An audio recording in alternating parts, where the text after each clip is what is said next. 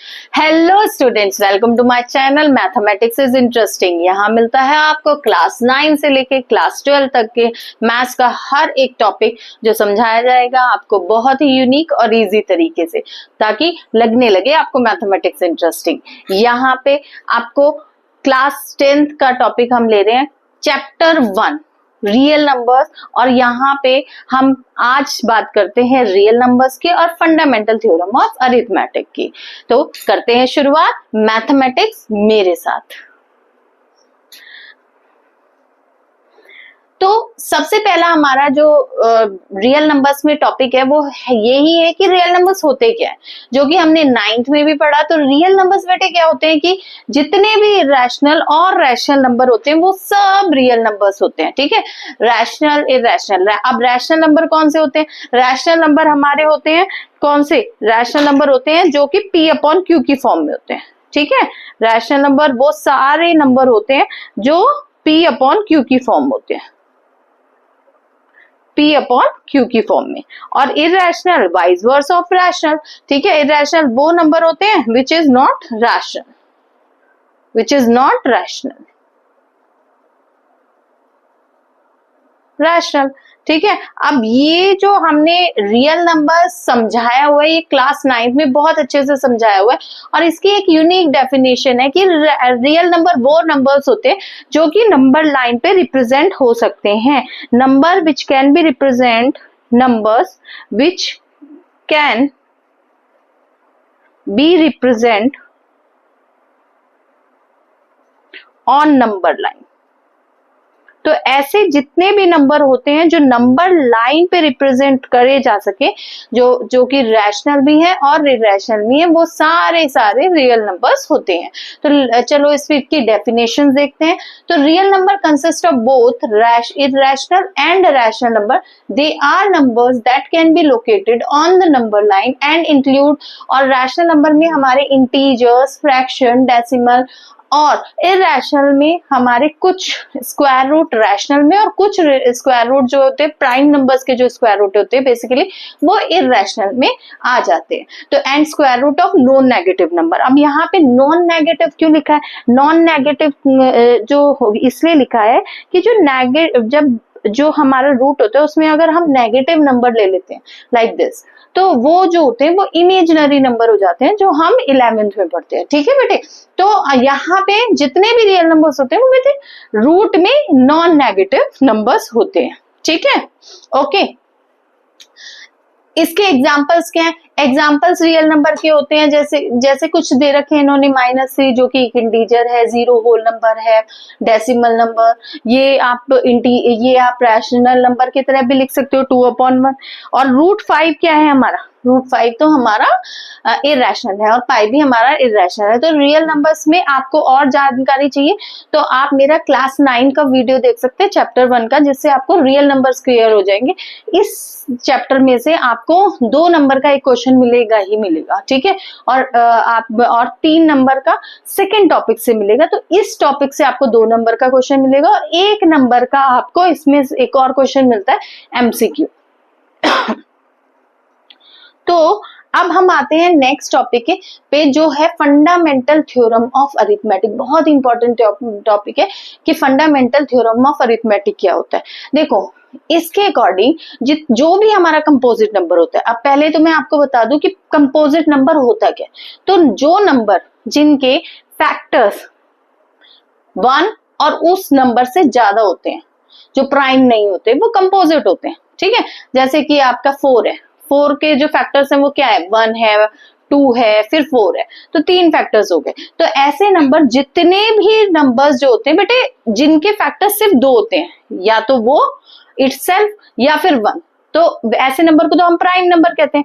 और prime number के अलावा जितने भी नंबर होते हैं वो सारे कंपोजिट होते हैं। तो every composite number can be written as a product of power of primes. तो ऐसे नंबर जो कंपोजिट नंबर होते हैं वो पावर ऑफ प्राइम्स या multiple of product of primes में लिखे जा सकते हैं।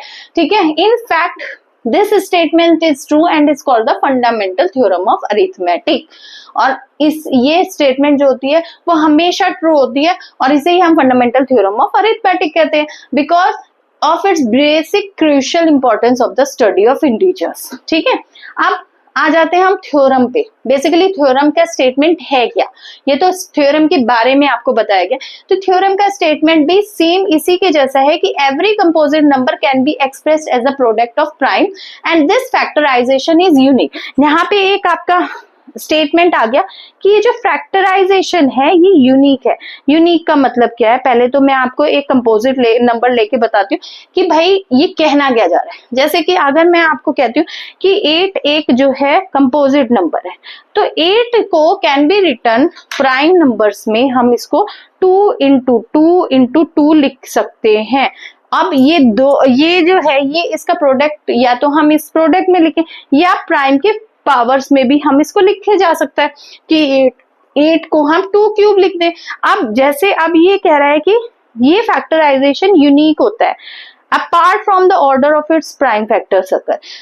देखो मल्टीप्लीकेशन जो होती है ना बेटे कॉम्यूटेटिव होता है। अब कॉम्यूटेटिव का मतलब है कि हम ऑर्डर चेंज कर सकते हैं, बट यूनिक होता है। जैसे कि अगर मैं एक नंबर ले लूं, आपका नंबर है 6 किस प्राइम नंबर की मल्टीप्लीकेशन के प्रोडक्ट में दिखा सकते हैं 3 इंटू 2।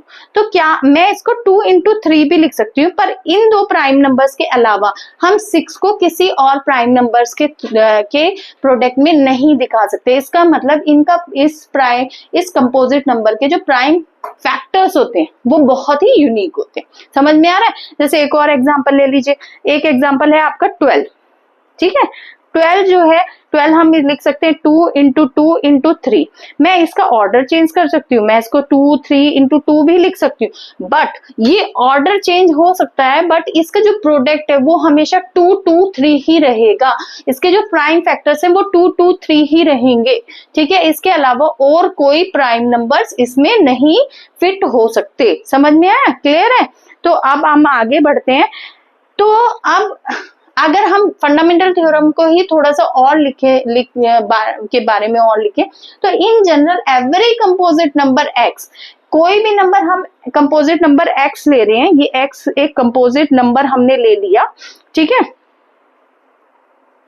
x जो है हमने एक कंपोजिट नंबर ले लिया और we factorise it as x p1 p2, और यहाँ पे p1 p2 और डैश डैश pn क्या है, ये प्राइम नंबर्स हैं। ठीक है, हम इनको असेंडिंग ऑर्डर में भी लिख सकते हैं और डिसेंडिंग में भी लिख सकते हैं, totally your wish. But it is मतलब ऑलवेज गुड कि if you right it in ascending order, आप हमेशा इसको असेंडिंग ऑर्डर में ही लिखें। If you combine the same prime, तो हम इनको अगर हम सेम प्राइम्स में हमें मिल रहे हैं कुछ नंबर, तो हम इन्हें पावर्स में भी दिखा सकते हैं। जैसे कि एक नंबर इन्होंने दे रखा है 3276660, तो हमने इसको फैक्टराइज किया तो 2 3 बार प्रोडक्ट दे रहा है, इसमें 3 2 बार और 5 7 और 13 ये आपके इसका प्राइम फैक्टर्स के प्रोडक्ट है 32760 को। तो हम इसमें 2 को क्यूब लिख सकते हैं।